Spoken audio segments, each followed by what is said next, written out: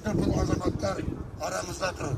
Сондықтан бауырлар, бір осы біздің әскерлерімізді бәрінде өмірін және біздің арамызда аман-есен жүріп, жағдайын қамтамасыз етіп, бұларды коридоры создавать етіп, яғни коридоры екі жақтан жол ашып, қайда барам десе де жол ашуға мүмкіндік жасаймыз. Еліне кетем десе, аэропортқа апарып сопровождениеменен ұшып кетуіне аман-есен мүмкіндік жасаймыз. Тамақ, қалайда басқа жағдайларын жасаймыз. Бұларды енді олар яғанақтап тастайды деген одан қорықпасын, халық сендерді ешқайда тастамайды. Ал інім бірінші шыққан мына жерде қасымда серікке берейін, қайдан екенін айтсын. Енді оны сендер сұрақтың астына алмаң. Нағыл деді, не істеді, не бар, не жоқ деген өзінің тек ойын айтсын. Сосын мына ініме де берем, бұл да өзінің атын айтсын, ауылын айтсын, қайдан келгендерін. Дұрыс. Ассалаумағалейкум, жиналған қауым. Бәріміз біргеміз, халықпенбіз бізде. Бізде қазақтың баласымыз, бәріміз бірге. Молодец! Қайда бізде сондамыз ғой. Молодец! Азамат! Біз Алматыдан келдік.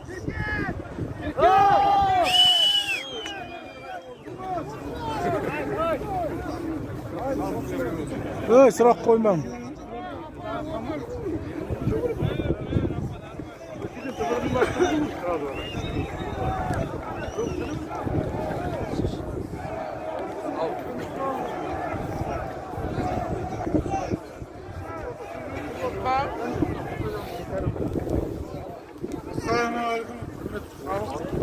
Алейкумассалам. Осында жағдай болды, ешкім күтпеді.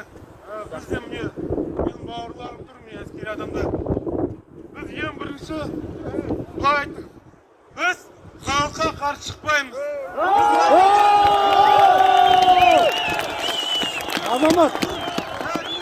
Бейбіт өмірге бәрі шешім тастады. Солай өткізу керек. Олар біз жан жақтан тоже келдік. Бала шағымыз бар, сіздер сияқты күтіп отырған екен. Молодец! Дұрыс! Аман есен үйге келсінде олар тұр бізге күні-түні. Біз мен қарусыз шықты. Халқыма мен қарымен ешқашан шықпаймын.